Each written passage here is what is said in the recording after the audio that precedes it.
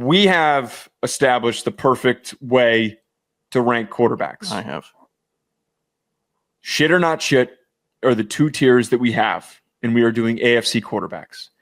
We are going to start off with Drake Maye.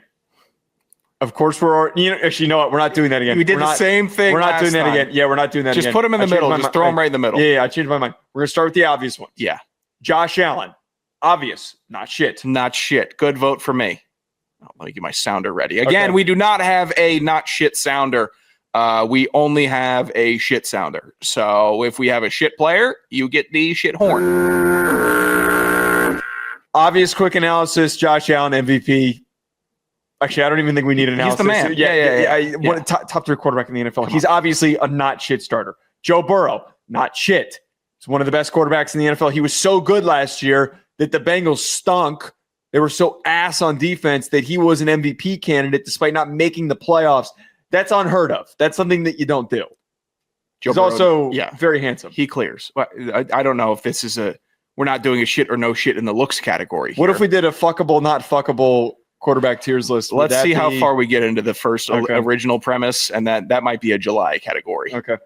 Lamar Jackson, obvious, not shit. Yeah, not shit. You hesitated there. No. It wasn't. Hold on. I swear to God, it wasn't a hesitation on Lamar. It was the thought of the hottest quarterbacks in the league that I had, where I can't remember. Oh, you were trying to decide if you would have sex with Lamar Jackson. Well, but the way I was thinking about it was, how many models do they get for a Sports Illustrated swimsuit edition? Do they get like 6, 8? I couldn't remember. So I was thinking about that, because I think that we would just pitch our own Sports Illustrated swimsuit edition, but with NFL quarterbacks. I like this. That's what I would go with. Yeah, but I couldn't remember the number. That's the only reason I stalled on Lamar. I actually like that segment if we did a Lamar might be on my cover, by the way. He really might be. Joe's on the cover. Joe's doesn't have the body to be on the cover. Well, he doesn't have the body. Lamar coming into the NFL? Yeah, I've seen. All right, Lamar coming into the NFL wouldn't be on the cover, but he got his shoulders right and he's broader. We're descending into madness here. Anthony Richardson would be 1A. First of all, he's got the best build. What are you talking about? He's the most jacked quarterback in the NFL. That's like putting an Instagram model on the cover. You need a real model, a real quarterback. Give me a break. All right. Patrick Mahomes, obvious, not shit. He is on the track to being maybe even the best quarterback of all time. We won't address that or talk about that. Here's an obvious one, but I think that it's not. Here are two guys that should be not shit. Mm-hmm. CJ Stroud, Justin Herbert. CJ Stroud, immediate not shit list for me. Okay. Immediate, not even a question whether his team and front office can provide him to be not shit. That's up to them. But CJ Stroud as a quarterback alone, not shit. I appreciate Danny is playing along with the game of attractive quarterbacks. Yeah, CJ Stroud. Danny's just in here because he left a voicemail. Great. Sorry to bury the lead. We got a voicemail from Danny Diaz. It's a good one. Stick around for it. But he's just waiting until we get to the hack bag. Going to be another 30 minutes, folks. Buckle up. Stroud, I think that this year we kind of learned. The first year, it's a little bit of the thought of like, hey, is this just lightning in a bottle or is this sustainable? And I think that the non-ball knowers were saying, oh, sophomore slump. Total nonsense. That is a ridiculous take. There was such drama and craziness that we now find out afterwards with their offensive line. Apparently there was a whole locker room issue. The room wasn't getting along. Mm-hmm. It still was playing awful. He was getting hit so much. Despite all that, the injuries with Tank Dell, the inconsistent availability of the receivers, him elevating through all of that, I think is like the clear, like he will be in not shit for me for a very long time unless he completely falls off a cliff. Like he would have to have 2 to 3 bad years in a row to fall into the shit category for me. Yeah. Justin Herbert, are you comfortable with not shit on him? I am fully comfortable. I know that he is if man. He's the king of hypotheticals. Let me see if I can pull this off real quick. Just let me see if I can pull this off. Justin Herbert. So just a little bit. No. That was like a fifth of the shit horn. Which he's not shit. And I'm officially on the not shit boat, but we're close. Like we have to acknowledge I'm waiting for something. Because intangibles, yes. Arm, yes. Mobility, yes. Toughness. What are intangibles? Just big. Look in the part. Exuding confidence on the field. Big white boy with flowing hair and a nice chin. Is that the intangibles? I don't care if he's got long hair, short hair. It doesn't matter to me. Brady went from balding bald to long hair. all the locks, doesn't matter. But when does Justin Herbert really do something? Because we've seen that the Chargers invested in the offensive line. I thought the offensive line was solid after Rashawn Slater and Zion Johnson were there. They brought in, I think they had Corey Linsley when he was a starter. They've had good offensive lines. They have had good wide receivers. He was there with Keenan Allen and Mike Williams. Had Austin Eckler in Austin Eckler's prime. He's had tools. Maybe not all the tools have been cohesive at the same time, and that's different. And he also had a major jackass. Jackass 1A for me. In all the football world, Brandon Staley, king jackass when he was in Los Angeles with the Chargers. So that hurts. That helps Herbert's not shit case, but I'm waiting for it. And I think a lot of people are waiting for it too. Right, Joe? Like that has to, you have to admit you're waiting for it. No, I think that you're being too restrictive on the projection here because Herbert has never been in the bottom half of quarterbacks in the NFL. Like he has always been at the very least middle of the pack, been a little bit better. That is the delineation of shit or not shit. Is like, were you ever in a period of time where you were one of the bottom 10 quarterbacks? In this past year, especially, were you a bottom 10 quarterback? No. Did he have some bad games? Yeah, he played awful in the playoffs. He had a couple rough spots. He also was throwing to Ladd McConkey and a tin can. That boy Ladd went crazy last year. But he doesn't have anyone else to throw to. His receiver room is But he previously had them. Okay.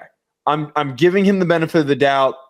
I think that there is a world where we could be revisiting this, but Justin Herbert is one of the most gifted quarterbacks in the NFL, and we need to respect him as such. Okay? Sure. He's right now, his career arc is Phillip Rivers, which is bubble Hall of Famer, immensely great stats, wins more games than he loses.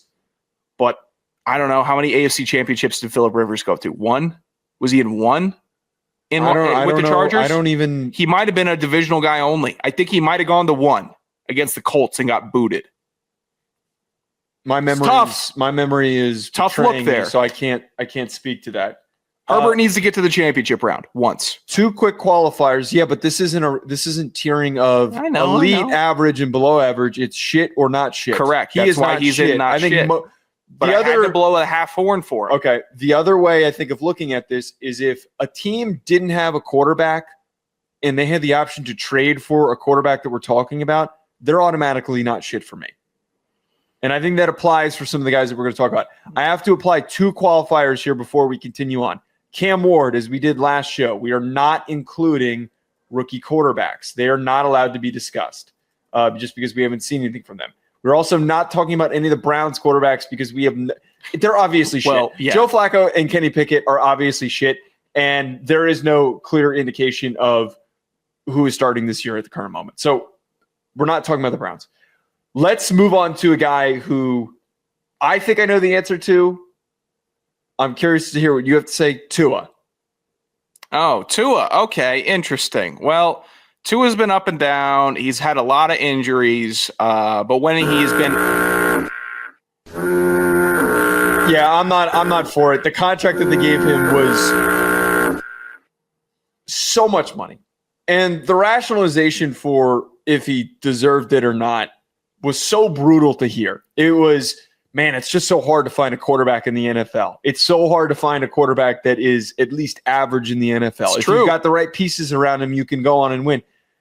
Tua's had inconsistent availability. I know that he can't help the head injury stuff, so we're not putting that on him. No. But what is his signature moment? Throwing to Tyreek Hill, who picks up another 30 yards after he catches the ball every single time? This offense isn't exactly setting him up to flash all the tools and traits that he have. He's shit. His signature moment came in college, which is unfortunate for him because he hasn't come close to that moment with Alabama in the national championship game. Unfortunate also for Tua. People expect you to be doing that every week. Who said Ryan? Who? Ryan is a bad quarterback apologist. He said that about Tua. Sorry, I got distracted. I'm sorry, Ryan. Here's why Tua is in the shit category. He got paid so much money, which automatically brands you as a guy who is immediately going to be under the microscope for how your quality of play is. If Tua was paid $30 million a year, $30 million a year, I'd be much, much more lenient with him. I would be.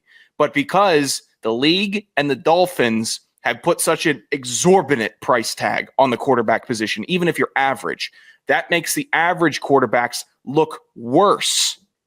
So Tua looks worse because he is not meeting the prior necessary standards of a $40 million a year quarterback. He is shit. Outside of like sounding super critical, I just don't think he's just so blah to me. Like he does not. Yeah, he is in the perfect situation with a creative offensive coordinator and two of the fastest receivers and one of the most explosive running back rooms in the NFL. Like everything is set up for him to succeed. In a vacuum, Ryan is. This is actually the most triggered I've been by RR. In a vacuum, you're blaming Tua for the Dolphins' mistake. What's the Dolphins' mistake? Giving him Tyreek Hill, Jaden Waddle, Raheem Mostert, who had 17 touchdowns with him in one season in Miami, and Devon Achane, who was a good running back. In a vacuum, he's in the vacuum. He's been sitting in the arsenal. Dyson, Ryan. He couldn't have had a better arsenal. Who do you have? Mike Gesicki also? He had a good tight end? A Jonnu Smith this past year. Smith, who was one of the most productive tight ends in the NFL. God. They brought in Jalen Ramsey on the defense. He could have been in more of a vacuum. How's his OL, fellas? You could make that OL argument for every team in the league except for 8 of them. Eight teams in the league have 3 very good starters and 2 passable starters, and they're qualified as great offensive lines. Everyone else has the same offensive lines. I know that his offensive line's not good, but it's a lot of his injuries and a lot of the issues that he's had, I think, have been relatively self-inflicted. Yeah. So, like, I don't know how much. Pick-a-thon. Yeah. I'm not here for this. How about the Tua underthrow? How about every time Tua plays on Thursday Night Football, we have clip gods out here aggregating every underthrow from Tua. Some I think are unfair. I'll note that. I'll chalk up half of them to just being football. The other half, that's bad quarterback play. Tua is on the list. Justin Fields automatically goes into shit. I mean, he just hasn't done anything.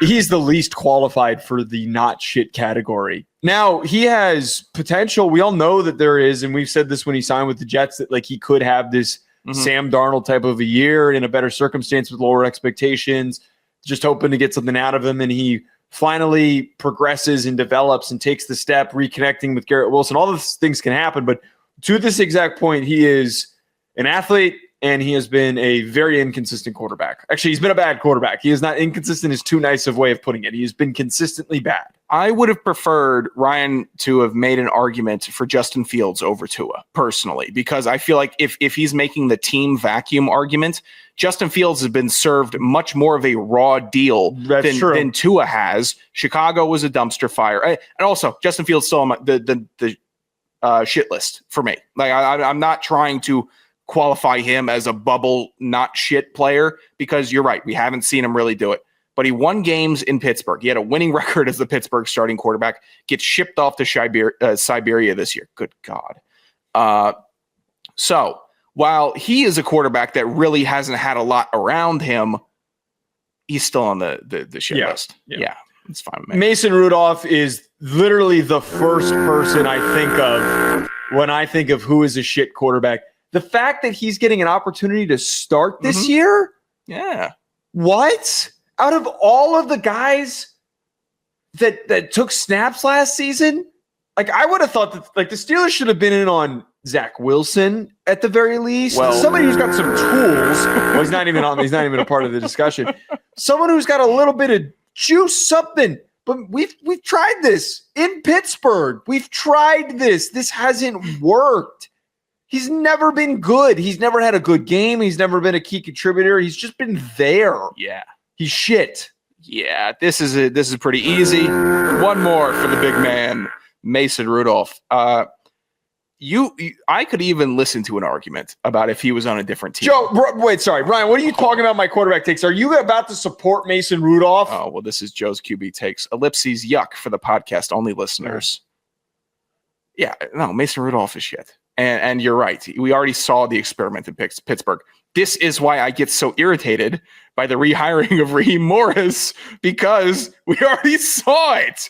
We already saw what happened. We already saw what Jeff Ulbrich also. Bringing the guys back doesn't work unless you're bringing them back on a farewell tour. Unless it's a guy that was with you in the early 20s, didn't work out, found great success on another team, and does one more double back just for the hell of it. That's the only time it works out. I'm saying Zach Wilson because there were limited options. And with the limited options, I would have much rather have taken a chance on a guy who was a top 5 pick that had shown, a couple of nice things, a lot of lows. There were a lot of lows with Zach Wilson.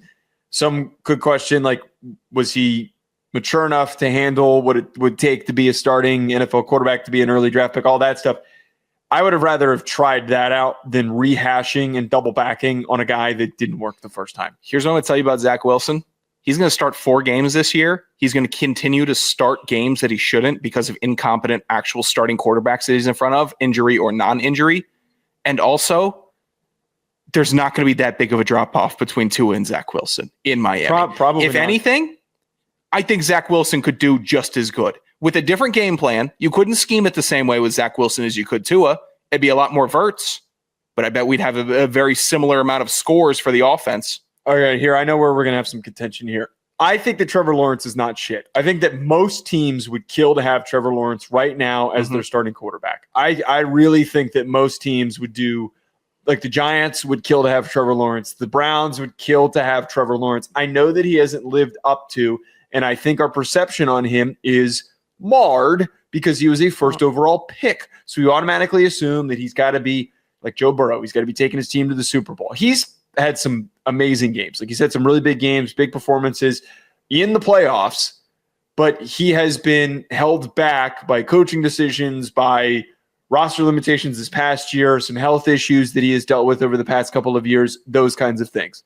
I'm willing to give him a little bit of a cushion. I think he's not shit. I know you're going to say the opposite, though. He's had a good game in the playoffs against a Brandon Staley-led Chargers team who I just previously noted as number 1 jackass. Also, give me a little bump here, just a little one. Your vocabulary, you've been in your thesaurus lately. You've been on one tonight. I'm not even being sarcastic. You've been good. No, I can't get a bump. 2 straight shows, no bump. No, don't patronize me. I'm not. It was Where are you good. putting him? What category are you putting Trevor Lawrence in? Oh, I'm glad you asked. Is the system automatic veto if one person says shit? We don't have a third-party decider. This is why I liked Fire, because it could be either one of us that he's siding with. Most of the time, he would find a way to disagree with the both of us. Yeah, the show when it was at is best, when it was me and Joe against Fire. That's when it was really peak because Fire was just on a crazy tangent.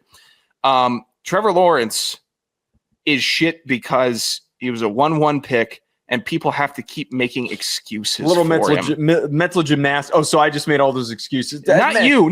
But you didn't bring up Urban Meyer. You didn't bring up the coaching. You didn't bring up the rest of the team. You didn't do that. I did. I brought up 2 of those things. Brother, the dude is shit. Where's it been? He will be not shit this year. I promise you that. 1 year, Liam Cohen is going to get him over the top. Liam Cohen's a jackass also.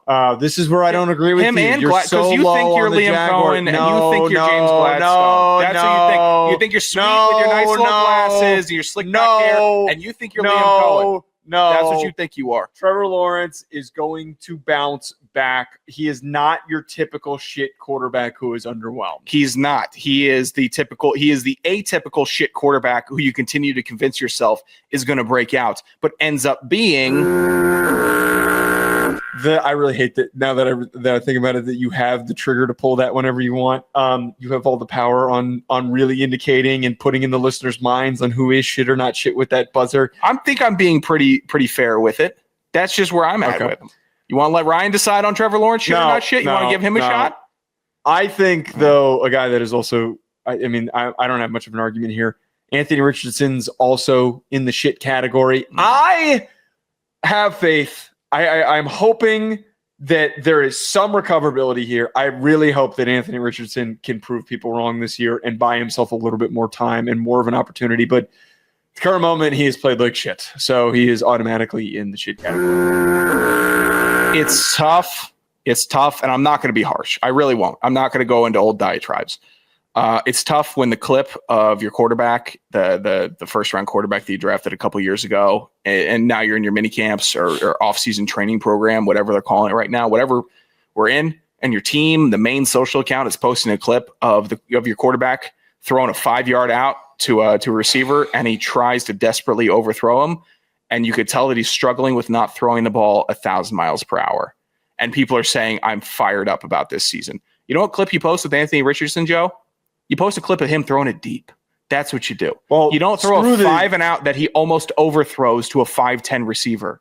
Screw the social media person who posted that. It was a mistake. He's ruining my narrative. Don't post a single Anthony Richardson clip. Not until he starts winning games. Just he's not on the roster. When? If. All right. Bo Nix is not shit for me. I think that Bo Nix is the not shittiest, not shit quarterback to ever exist. Not to ever exist, but in the NFL at the current moment. And what I mean by that is he does just enough to like float above the line. I'll give you another one. Float above the line. Like you said, like he's float above. Yeah, he's just kind of he showed some good things, but it wasn't exemplary. It wasn't like, whoa, he is ascending towards becoming a top 5 quarterback like we get with some of these top 15 pick quarterbacks. Instead, it was a lot of, hey, these were some nice plays. He had a couple of big moments. He helped his team reach the playoffs. The driving force of their success was their defense this past year. I think that he is going to fit into that pocket very nicely for the rest of his career as like the 12th best quarterback. Mm-hmm. And he's just going to sit there. He's going to sit right there on the 12th best quarterback line and not move up or down. It's going to be a tremendous, do we have to pay Bo Nix conversation in a couple of years. It's going to be a tremendous. But I think he is going to be the most deserving of it because he is the not shittiest, not shit quarterback in the NFL. Bo Nix on my not shit list for sure. And you know what? I'll be a big fat mark here and say it was a rookie. He was a rookie that exceeded my expectations for him. Not that I was expecting him to go out there and fall flat on his face or flounder or fail.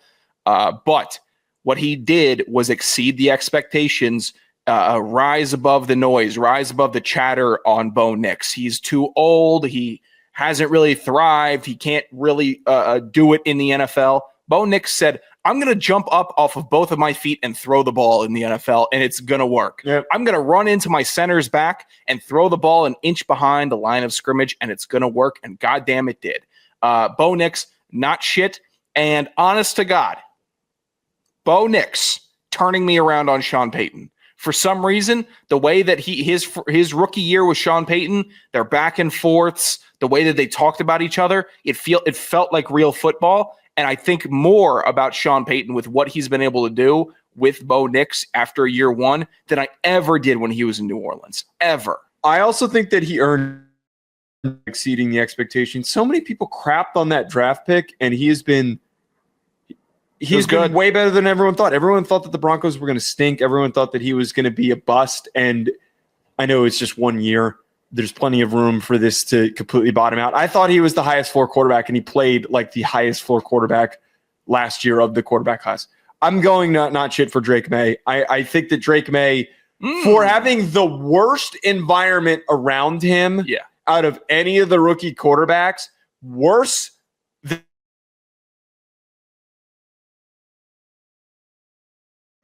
he got thrown to the pit.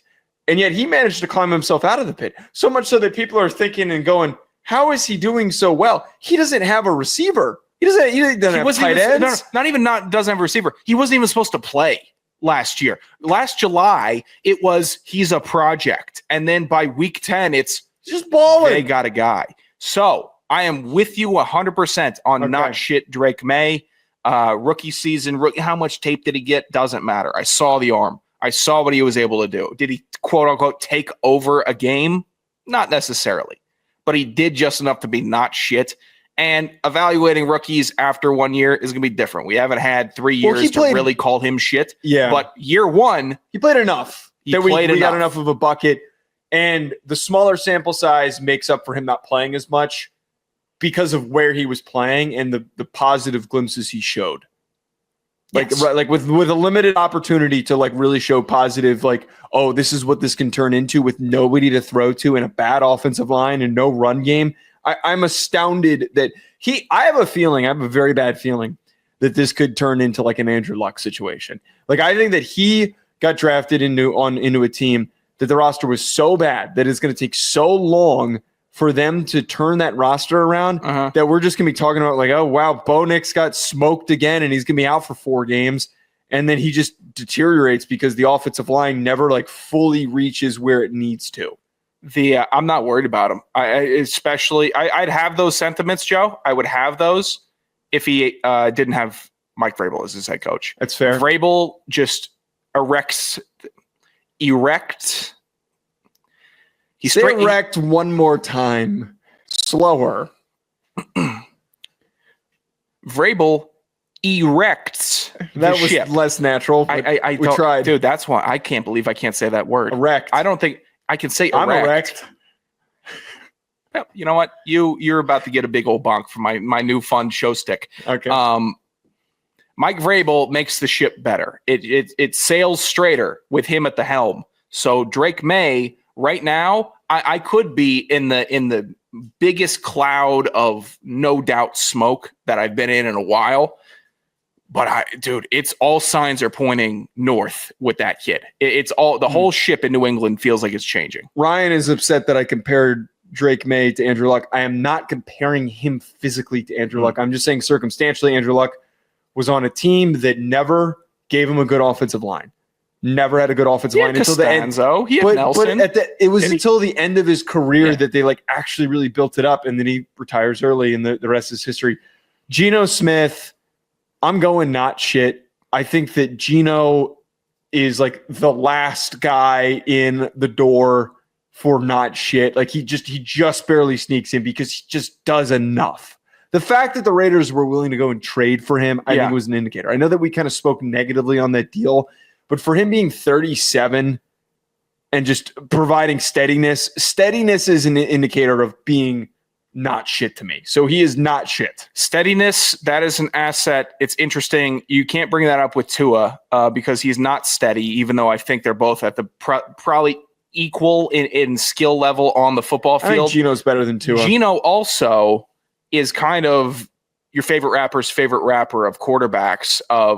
He's a brilliant passer. The clip cut-ups, he's a fantastic Twitter quarterback. Like you see cut-ups of him throwing this ball in impeccable windows, and you just have to say, yeah, that was Geno fits in the shit. All right, well, you got Trevor Lawrence, so I'm allowed to keep Geno and not shit. I would rather have Geno and not shit than Trevor Lawrence, but my final point here, categorically, where does Geno fit better if I list the names of Tua, Justin Fields, Mason Rudolph, Trevor Lawrence, Anthony Richardson? Geno's better than all of those guys. Josh Allen, Joe Burrow, Lamar Jackson, Patrick Mahomes, CJ Stroud, Justin Herbert, Bo Nix, and Drake Maye. What camp does he more fit into? But the problem that is the only question. And I'm not even trying to get into a big Geno fight here. The problem is that this isn't elite or not elite. That's not what the discussion is. We're not like really refining like who these are the top 10 quarterbacks in the NFL. Super hacky. We're doing shit or not. Like we're just as long as he can start all 16 games for my team and we can get to the playoffs. Well, if we put Jared Goff and not shit, I think that his impact for his team is comparable to Jared Goff. Jared Goff goes to the playoffs. A healthy Geno Smith gets you 9 wins. If that's not shit, then that's not shit. That is hard. Then so be it. That's what the scale will be. But 7 wins, 9 wins, 9 wins, 10 wins. Great. To recount the list before we move on to Hell Yeah, Get Effed, the shit quarterbacks in the AFC, Justin Fields, Mason Rudolph, Trevor Lawrence, Anthony Richardson. Not shit quarterbacks in the AFC, Josh Allen, Joe Burrow, Lamar Jackson, Patrick Mahomes, CJ Stroud, Justin Herbert, Bo Nix, Drake Maye, Geno Smith. Comment if you agree or disagree on our ranking of shit or not shit.